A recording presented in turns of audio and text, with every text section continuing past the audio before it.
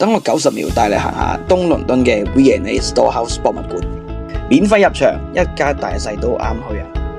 嗰日咧就超多人喎，如果唔想排隊排到暈咧，記得睇到最後，我會教你一個小貼士，可以避免排隊嘅。V&A Storehouse 博物館咧就唔係一個傳統嘅博物館嚟嘅，而係一個開放式嘅文物倉庫，裏面咧存放咗25萬件文物，你仲有機會見到職員喺度搬運文物或者復修文物嘅過程，成件事都幾 raw 噶。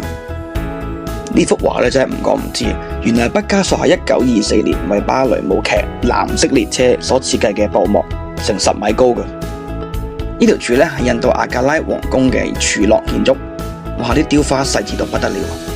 估下呢嚿嘢係乜嘢？3、2、1，夠鐘。其實咧就係一個古老建築嘅天花板，佢仲有凳俾你坐住喺度，超住咁睇。順帶一提，如果你嚟參觀咧，記得考慮好你着咩衫褲，因為咧你個地下係通窿嘅。博物館裏面咧仲有個服務，就係可以俾你預約近距離去觸摸一啲展品。好啦，大家都應該想知道唔使排隊嘅 tips 係咩啦？個 tips 就係唔好帶背囊，因為你帶背囊咧就要將佢放喺 locker 入邊。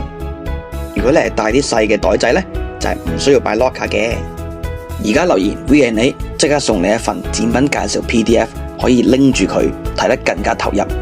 記得 follow 我哋旅遊幫，了解更多英國資訊。